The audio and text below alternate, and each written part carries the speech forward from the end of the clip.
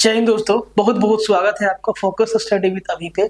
आज हम लोग सेट नंबर 16 देखने वाले हैं और सेट नंबर 16 देखने वाले हैं। इसका मतलब ये है कि 15 सेट आपका हो गया है और सबका पीडीएफ टेलीग्राम पे डाल दिया गया है। सेट खत्म होते ही जैसे ही आपका ये क्लास खत्म होगा पीडीएफ टेलीग्राम पे डाल दिया जाता है, तो आप पीडीएफ को जरूर सेव रखिएगा, ठीक है, फ्यूचर के लिए। भले ही अभी कोई अपडेट नहीं है, कुछ पता नहीं चल रहा है, लेकिन ये बात सही है कि वैकेंसी आएगा, ठीक है। और जब तक वैकेंसी आएगा आपको बैठे नहीं रहना है, अलग अलग एग्जाम का भी तैयारी करते रहना है, ठीक है। एसएससी हो गया, रेलवे हो गया और बहुत सारे एग्जाम होते रहता है। बिहार है, यूपी है, जितना भी हिंदी भाषी स्टेट है, अगर आप जा सकते हैं तो आप जरूर एग्जाम दीजिए जाके। इसी के भरोसे बैठे मत रहिए। ये तो आएगा ही, जिस भी हालत में आए ये तो आएगा ही, लेट से वेर, ठीक है। तो इसको भी आप देखते रहिए और स्टेट और सेंट्रल एग्जाम में भी लगे रहिए, हाथ पैर मारते रहिए। क्या मालूम कहाँ पे किनारा हाथ लग जाए, ठीक है। स्टूडेंट जब एग्जाम का तैयारी करता है तो आप ऐसे समझिए कि वो एक समुंदर में डूब गया, अब उसको चाहिए किनारा। पढ़ रहा है, मेहनत कर रहा है, एग्जाम दे रहा है, फेल हो रहा है, पास हो रहा है, फेल हो रहा है, पास हो रहा है। एक आध बार ना किनारा हाथ लगता है और बस किनारा हाथ लग गया, जिंदगी सवर गया। तो जरूरी नहीं है कि सिर्फ झारखंड में ही, आप बिहार को भी देखिए, आप यूपी को भी देखिए, है ना, आप एसएससी को भी देखिए, आप रेलवे को भी देखिए, आप बैंक को भी देखिए। जो एग्जाम आप दे सकते हैं जरूर दीजिए। होना ना होना वो अलग तरह का बात है, एग्जाम जरूर दीजिए, ठीक है। तो सेट नंबर 16 अगर आप शुरू से नहीं देखे हैं तो सेट नंबर 1 से स्टार्ट कीजिए। 1 से 2 में आइए, 2 से 3 में आए और वैसे करते करते आप 16 नंबर सेट पे आइए, ठीक है। और इसका पीडीएफ जरूर सेव रखिएगा, कहाँ काम आएगा हम आपको वो भी बता दे रहे हैं। जब एग्जाम का डेट निकल जाएगा ना और उससे पहले जब आप प्रैक्टिस करेंगे ना, तो सबसे पहले आपको प्रीवियस ईयर पेपर को लगाने की आवश्यकता होगा। तो उस टाइम ना ये पीडीएफ आपका बहुत काम आएगा और ये सारा का सारा वीडियोज आपका बहुत काम आएगा, ठीक है। मैथ आपको कहीं से कोई नया चीज, नया कंसेप्ट लाके नहीं बता देगा। जो कंसेप्ट है, जो मैथ है भाई साहब, वही हम लोग पढ़ते हैं और आगे भी पढ़ते रहेंगे। हाँ, कैलकुलेशन में हेर फेर हो सकता है, अपना अपना तरीका होता है, लेकिन जो कोर कंसेप्ट है वो कभी भी चेंज नहीं होगा, ठीक है। और अगर आप लोग इंटरेस्टेड हैं तो वर्दी बैच में आपका बहुत बहुत स्वागत है। कंप्लीट ये पेपर थर्ड के लिए डेडिकेटेड है, ठीक है, पेपर थर्ड के लिए डेडिकेटेड है। और इसमें पेपर थर्ड में जितना भी पोर्शन आपका आता है, सब कुछ एक एक चीज बारीकी से पढ़ाया जा रहा है। Jharkhand GK, Indian GK, science, math, reasoning, computer, each and everything आपको यहाँ पे पढ़ाया जा रहा है। जीके, जीएस, साइंस वाइंस अभिषेक सर खुद आपका लेते हैं, ठीक है। तो आप बाकी चीज आप देख लीजिएगा। किसी भी तरीका का समस्या हो तो यहाँ पे नंबर दिया हुआ है 7909004902। इस नंबर पे कॉल करके आप, अगर किसी भी तरह का कुछ समझ में ना आए, बैच के बारे में कुछ आपको और जानना हो, तो भाई साहब आप इस नंबर पे कॉल करके पूछ सकते हैं, ठीक है। चलिए आते हैं सवालों पे। और हाँ, सेंट्रल लेवल का एग्जाम जरूर दीजिए, एसएससी भी दीजिए, रेलवे भी दीजिए। देखिए, झारखंड दरोगा में अगर आप लगे हैं तो भाई math, reasoning, GK, GS, current affair, science वाइंस तो सब पढ़ ही रहे हैं, ठीक है। इंग्लिश का नॉलेज आप ले लीजिए या अच्छा ही होगा। इंग्लिश इंग्लिश में अगर समस्या है, रेलवे में हाथ मारिए, है ना, कहीं ना कहीं जरूर हाथ लगेगा। देखिए, पहला सवाल कहता है कि ए can do a work in 15 days and B can do it in 25 days. A and B started working together but B left the work 7 days before the work was completed. How many days they work together? Arithmetic ना, देखिए advance में क्या है कि आपको, अगर हम geometry का बात कर ले तो भाई साहब थ्योरम याद होना ही चाहिए। अगर हम ट्रिगोनोमेट्री का बात कर ले तो फॉर्मूला याद होना चाहिए। अगर अलजेब्रा का बात कर ले तो भाई साहब फॉर्मूला याद होना चाहिए। लेकिन अर्थमेटिक ना थोड़ा सा लॉजिकल हो जाता है। जितना बढ़िया लॉजिक लगाइएगा, जितना बढ़िया समझ रखिएगा, उतना बढ़िया आपसे सवाल बनेगा, इसमें कोई दो मत नहीं है।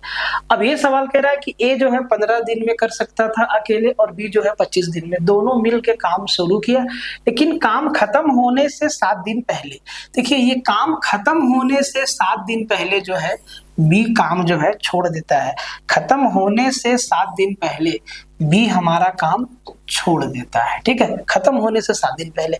मतलब मान लीजिए कि अगला एक सप्ताह में काम खत्म हो जाएगा, तो आज जो है बी काम छोड़ दिया।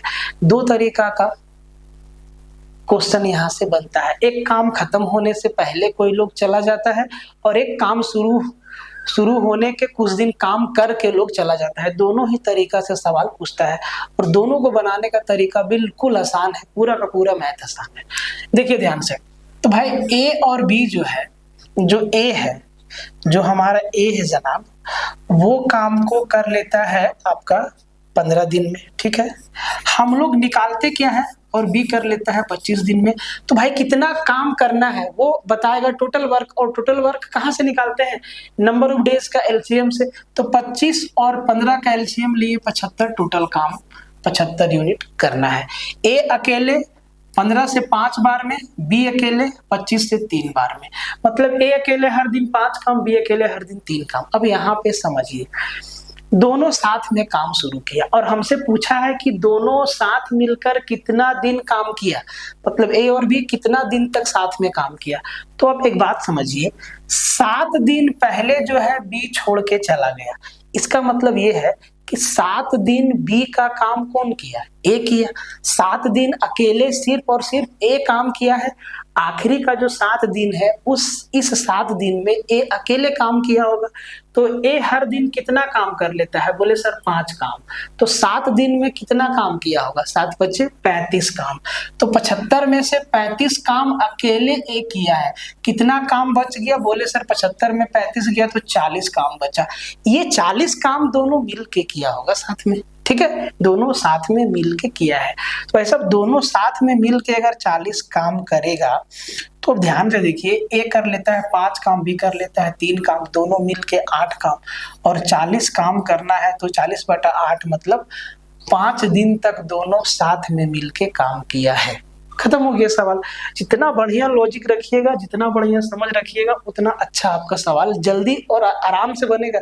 सबसे देखिए, सबसे बढ़िया, सबसे जरूरी बात यह है कि एग्जाम में मैथ भी आपको बनाना है भाई साहब, रीजनिंग भी आपको बनाना है, GK GS, current affair, science, history, geography, physics, chemistry, सब आप ही के भरोसे है।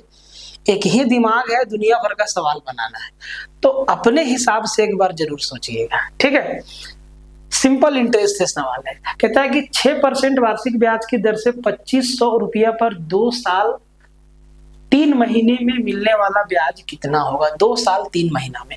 तो सबसे पहले हमारा टारगेट ये होगा कि हम 2 साल में कितना ब्याज मिलेगा उसको निकाल लेते हैं। तो भाई साहब 2 साल में कितना ब्याज मिलेगा, रेट ऑफ इंटरेस्ट क्या है, 6%। तो 2500 का 6% कितना, बोले सर 2500 का 6%, 2500 का 1% कितना, 25 रुपया। तो सर 6% कितना, 25 गुना 6, 150। तो पहला साल कितना मिलेगा, 150। ये दूसरा साल भी मिलेगा, बोले सर ठीक है। अब तीसरा साल पूरा नहीं चाहिए, सिर्फ 3 महीना चाहिए। तो एक बात बताइए, 3 ही महीना चाहिए हमें, 3 ही महीना का ब्याज चाहिए। तो एक साल में 3-3 महीना का कितना साइकिल आएगा, 4 साइकिल आएगा। 3 महीना, 3 महीना, 3 महीना, 3 महीना, 12 महीना। तो 3 महीना मतलब हमें एक साइकिल, 1/4 साल, पूरा साल का 1/4 हमें ब्याज लेना है, ठीक है। तो सर रेट को भी 1/4 करना होगा। तो 6% का 1/4 कितना हो गया, 1.5%। मतलब 3 महीना पे हमें 2500 का 1.5% ही ब्याज मिलेगा। तो 2500 का 1.5% कितना, बोले सर 2500 का आपका 1% 25 रुपया हो गया, और 0.5%, 12.5 हो गया। यही ना टोटल ब्याज मिलेगा भाई 2 साल और 3 महीना में, पहला साल, दूसरा साल और 3 महीना में ये ब्याज मिलेगा। तो 150, 325 और 12, 37, 337 रुपया 50 पैसा जो है हमें ब्याज मिलेगा। आराम से बना कि नहीं? और क्वेश्चन भी आसान था भाई। अगर बड़ा भी सवाल होता ना तो उसको भी हम लोग आराम से बना सकते हैं, अगर आपका समझ तगड़ा है तो। कहता है कि दो स्टेशन मुंबई और पुणे जिसके बीच की दूरी 300 किलोमीटर है से एक ही समय पर एक दूसरे की विपरीत दिशा में चलती है और एक स्टेशन से 220 किलोमीटर की दूरी पर एक दूसरे को पार करती है, उनकी चाल का अनुपात। ना तो समय का खबर है ना ही स्पीड का पता है। अगर बेसिक से जाएंगे ना तो कम से कम ये 5-6 स्टेप में सवाल बनेगा, ठीक है। लेकिन अगर थोड़ा सा हम दिमाग लगाएं तो अब ध्यान से देखिए कि सर 300 किलोमीटर का डिस्टेंस है, मान लेते हैं कि ए और बी के बीच 300 किलोमीटर का डिस्टेंस है। ये लोग मिलता कब है? बोले सर ये लोग मिलता है 220 किलोमीटर की दूरी पर, ठीक है। तो हम यहाँ से मान लेते हैं कि सर ये बस यहाँ से चला है ना, एक बस इधर से चला और एक बस इधर से, ठीक है। और ये लोग 220 यहाँ से 220 किलोमीटर की दूरी पे, 220 किलोमीटर की दूरी पे इस पॉइंट पे ना दोनों बस एक दूसरे को क्रॉस करके निकल गए, ठीक है। तो अब देखिए यहां से जो डिस्टेंस का रेशियो होगा वही स्पीड का रेशियो बन जाएगा, ठीक है। तो सर टोटल डिस्टेंस आपका 300 किलोमीटर, 300 में से 220 पे ये लोग मिला, मतलब यहाँ से यहाँ का डिस्टेंस 80 किलोमीटर। और सर यही जो डिस्टेंस है ना इनके स्पीड का रेशियो बनेगा। तो सर ये हो गया 11:4, 11:4, 11:4। ऑप्शन सी हमारा आंसर हो जाएगा। अगर बेसिक से जाएंगे ना भाई तो समय लगेगा, और एग्जाम में सबसे जरूरी बात क्या है? समय बचाना। और इतना भी समय ना बचा ले कि हम हर सवाल को सेकंड में लगाने लगे। तो भाई 100 सवाल है तो 100 सेकंड लगेगा इतना। और अगर इतना काबिलियत है तो फिर एग्जाम देने की भी आवश्यकता नहीं है ना। आगे बढ़ जाते हैं। ये देखिए सवाल कहता है हल कीजिए। सवाल को जरा ध्यान से देखो। ये 8 + 2 √15 है, गुना में 8 - 2 √15 है। अगर आप ध्यान से देखोगे तो सर एक ही चीज है और 2 बार रिपीट है और गुना का चिन्ह है, साइन प्लस माइनस है। तो ये चीज तो समझ में आ ही जाएगा, ये कुछ और नहीं है, ये a + b है और ये इंटू a - b है, बराबर सबको मालूम है a² - b² होता है, ठीक है। तो a² मतलब 8 का स्क्वायर 64, माइनस b² मतलब 2 √15 का स्क्वायर, तो 2 का स्क्वायर 4 और √15 का स्क्वायर 15, 15 चौके 60, ठीक है। और इस पे आपका लगा हुआ है रूट।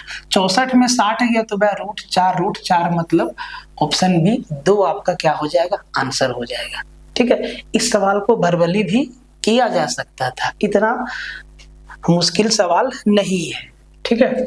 इसको देखिए, ट्रिगो का सवाल बड़ा ही सिंपल सा सवाल है कि यदि 2 cos थीटा बराबर √3 है तो cos theta into tan theta का वैल्यू क्या होगा?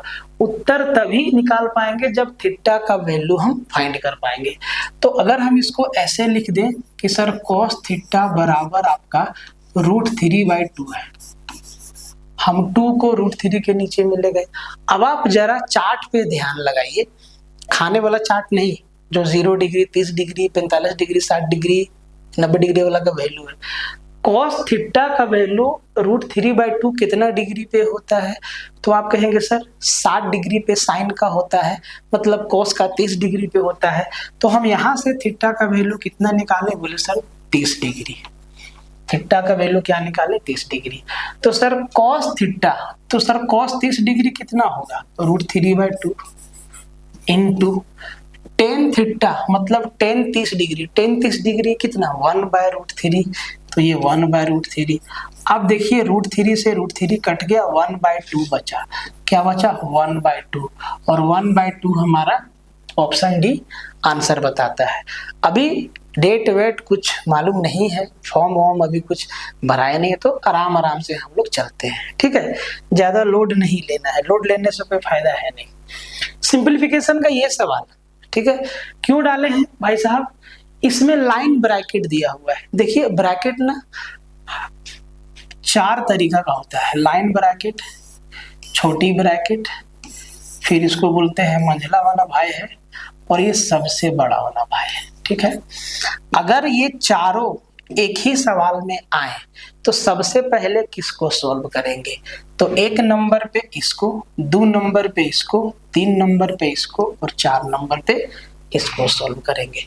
अब ये चीज जरा सवाल में ध्यान से देखिए, ये बार नहीं है, ये लाइन ब्रैकेट है, ठीक है। और ब्रैकेट के पहले अगर माइनस है तो भाई साहब अंदर का साइन चेंज हो जाएगा, तो ये अंदर हो जाएगा 9 + 6 -5 और -7, ये चीज। अगर यहाँ पे गलती हुआ तो पूरा सवाल आपका गलत हो जाएगा। अब देखिए यहाँ भी आपका माइनस है, यहाँ भी आपका माइनस है भाई साहब, तो अंदर भी साइन चेंज हो जाएगा।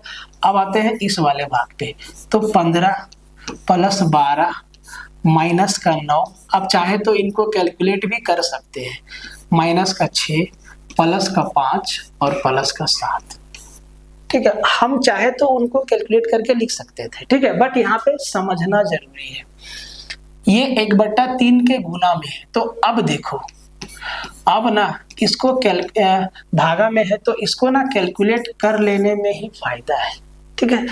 अब जोड़ घटाव है, इसके अंदर क्या है, जोड़ घटाव है। तो भाई साहब ये 15 और 12 27, 27 और 5 32, 32 और 7 39, 39 है, 39 है। अब माइनस वाला देखो, -9 -6 -15, यहाँ पे आपका क्या बचा, 39 में 15 गया तो बोला सर 24 बचा, मतलब ये हो गया 56 भागा 1/3 और अंदर क्या बचा, 24 बचा, ठीक है। और ये पूरा इसके भागा में है ना, ये पूरा इसके भागा में है। अब यहाँ के बाद आप लोग कैलकुलेट करके इसका आंसर कमेंट में बताइए, ठीक है, कि कमेंट में इसका उत्तर क्या होगा, ऑप्शन कौन सा होगा, ए होगा, बी होगा, सी होगा, डी होगा, कौन सा होगा, ठीक है। 3 × 8 = 24, 8 × 7 = 56, क्या होगा आंसर देख लीजिए। इसको याद रखिएगा, अगर चारों है तो सबसे पहले लाइन ब्रैकेट, फिर ये छोटा वाला, फिर उससे बड़ा वाला, फिर ये बड़ा वाला, ऐसे कैलकुलेट करते हैं हम लोग, ठीक है। आगे बढ़ जाते हैं। कहता है कि एक शहर में प्रत्येक वर्ष के आरंभ में लोगों की संख्या में 3% की वृद्धि हुई। यदि उस शहर में वर्तमान जनसंख्या 30 लाख है तो 3 वर्ष के बाद कितनी जनसंख्या हो जाएगी। अगर इस सवाल को आप देखें तो सर जैसे ही एग्जाम में आएगा हम लोग लिखेंगे सर जनसंख्या कितना था, बोले सर 30 लाख, ये हो गया 30,000, 3 लाख, 30 लाख, ठीक है। और सर हर साल 3% बढ़ रहा है, मतलब 100 से 103 हो रहा है, तो इसको लिखेंगे 103/100, और ये कहानी 3 बार दोहरा रहा है, बोले सर ठीक है 103/100, इतना तो लिखेंगे ही लिखेंगे भाई साहब आप लोग। अब फिर काम चालू होगा मारधाड़ का, ठीक है। अब देखिए जरा ध्यान से कि सर यहाँ पे 30 लाख में कितना जीरो है, तो सर बोले सर 3 पे 6 जीरो है। सर ये 6 जीरो नीचे भी तो आ रहा है, 100 × 100 × 100, 6 जीरो, तो ये 6 जीरो से 6 जीरो ये तो खत्म हो गया। बोले ध्यान से समझिए, बोले सर ये तो खत्म हो गया। अब क्या बचा, 3 × 103 × 103 × 103, ठीक है।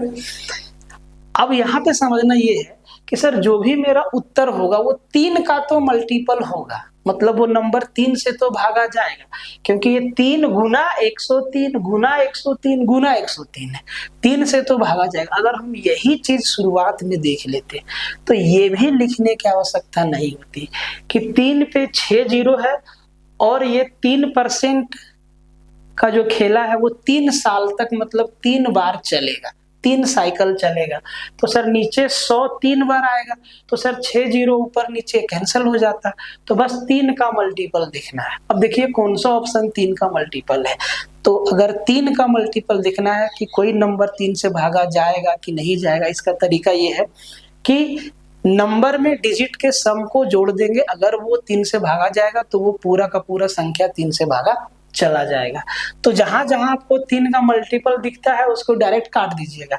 जैसे कि 8 और 1 9 3 का मल्टीपल है, ठीक है, 8 और 1 9 आपका 3 का मल्टीपल है। 7 और 2 9 3 का मल्टीपल है, 3 3 का मल्टीपल है, 7 और 1 8 बचा। 8 3 से कटता है जी, नहीं कटता है, ये हमारा उत्तर नहीं हो गया। यहाँ पे देखिए 8 और 1 9, उसके बाद 3 गया, 2 और 1 3, यहाँ पे आपका 8 7 15, ये भाई साहब 3 से कट रहा है, ठीक है। और ऑप्शन देखते हैं, 8 और 1 9, 8 और 1 9, 7 2 9, भाई साहब ये भी 3 से कट रहा है। मतलब 2 ऑप्शन ऐसा है जो कि 3 से कट रहा है। देखो 3 3 से गया, 2 और 1 3 से गया, 7 और 8 15 3 से गया, 8 और 1 9 3 से गया। तो सी भी है और बी भी है। डी को देख लेते हैं, तो 8 और 1 9 3 से गया, 7 और 1 8, ये आपका 3 से गया, 7 और 2 9, ये आपका 9 बना। देखिए ये आपका 9 बना, ठीक है, ये आपका 8 और 1 9 बना, ये 7 2, भाई साहब 3 ऑप्शन है जो 3 से भागा जा रहा है। एग्जामिनर खेल गया। अब इस सवाल को करने का सिर्फ एक ही तरीका है कि सबको गुना करना होगा। मतलब आंसर लाने के लिए आपको ये काम करना पड़ेगा, ठीक है, ये काम करना पड़ेगा। 3 गुना 103 गुना 103 गुना 103, ठीक है, ये काम आपको करना पड़ेगा। बाकी आप यहाँ से डिजिटल सम भी लगा सकते हैं। तो अब ये काम करना पड़ेगा क्योंकि मल्टीपल वाला मेथड जो है एग्जामिनर फेल कर दिया, बोला कि तुम लगाओ दिमाग, ठीक है। तो अगर आप यहाँ से डिजिटल सम देख लें तो 3 और 1 4, 3 और 1 4, 3 और 1 4 और 3, तो ये 4 गुना 4 16 चौके 64, और भाई साहब 64 गुना 3 64 गुना 3, तो ये 6 4 10 1 बना, मतलब 3 आता है डिजिटल सम। किसका डिजिटल सम 3 आएगा? बोले सर तीनों का गुना करना ही होगा, ठीक है। तो इसको आप लोग गुना कीजिएगा, ठीक है।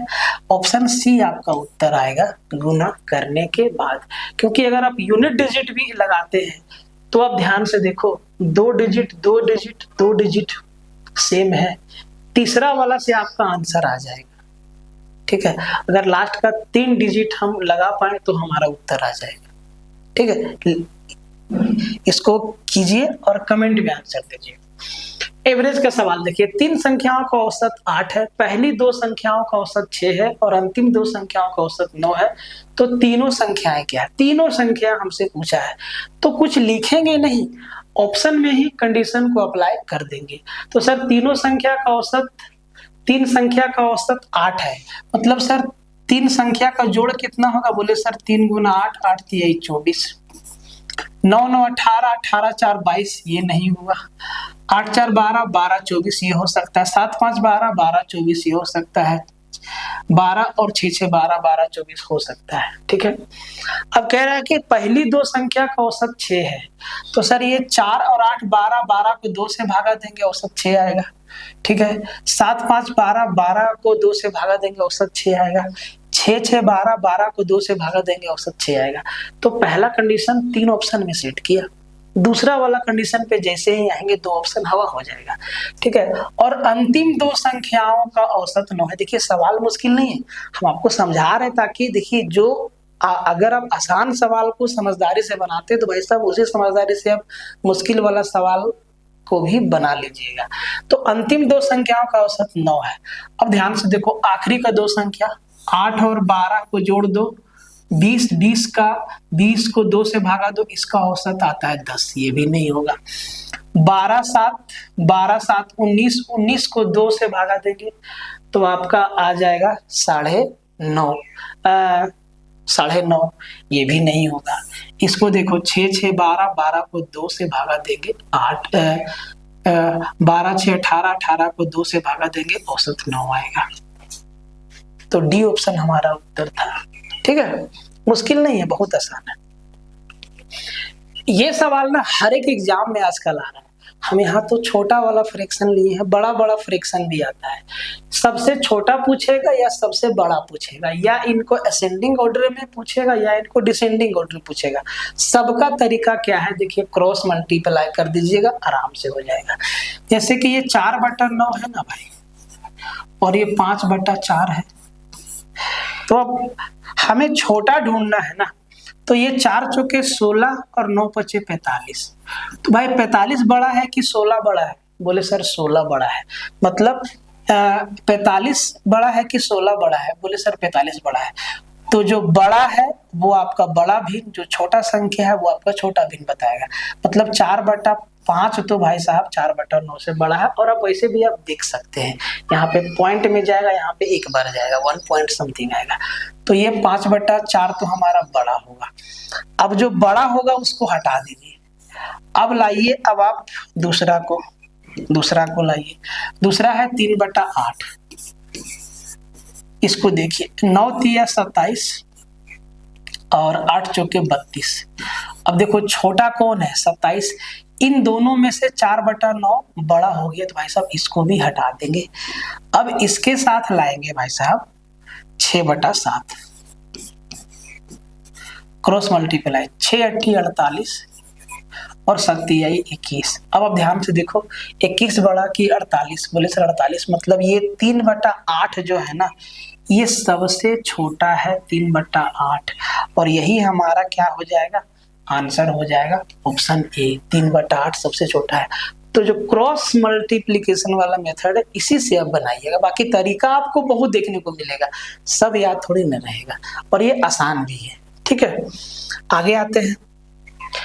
क्वेश्चन नंबर 10 में कहता है कि 2 बर्तन में दूध और पानी का अनुपात 7:3 है, 2:3 और 7:3 है। 2 बर्तन है, दूध और पानी का अनुपात दूध और पानी का अनुपात, ठीक है। पहला बर्तन में 7:3 है, सॉरी दूसरा में है, और पहला बर्तन में अनुपात जो है वो 2:3 है, ठीक है। बोले बहुत अच्छा बात है। और दूसरा बर्तन में 7:3 है। अब इन दोनों बर्तन का दूध एक तीसरे बर्तन में रखना है और बताना है कि उस बर्तन में दूध और पानी का अनुपात कितना होगा। हाँ, हम लोग बता देंगे, लेकिन क्वांटिटी को सेम करना पड़ेगा। तो क्वांटिटी सेम करने का तरीका क्या है? बोले सर पहला बर्तन में 2 दूध है 3 पानी है, दूसरा में 7 दूध है 3 पानी है। तो पहला बर्तन में टोटल 5 यूनिट है ना, तो इससे इसको मल्टीप्लाई कर दीजिए। और दूसरा बर्तन में 10 यूनिट है ना, तो इसको इससे मल्टीप्लाई कर दीजिए। अब देखिए 10 दूना 20, क्वांटिटी बराबर हो गया, और ये हो गया 10 तिहाई 30, ये 7 पचे 35 और ये 5 तिहाई 15। यहाँ पे देखिए दोनों बर्तन में क्वांटिटी सेम हो गया, 20 और 30 50, 35 और 15 50। अब इनको जरा जोड़ दीजिए, तो ये हो गया आपका 45 और ये हो गया आपका 55, और इसको काटिएगा तो 5 से 11 बार में और 5 से 9 बार में, 11:9 तीसरा बर्तन में दूध और पानी का मिश्रण होगा। ठीक है, तो ये था आपका आज के सेशन का 10 सवाल। ठीक है, मिलते हैं नेक्स्ट लेक्चर में। देखिए सवाल जो अभी रहेगा वो 10-15 ही रहेगा।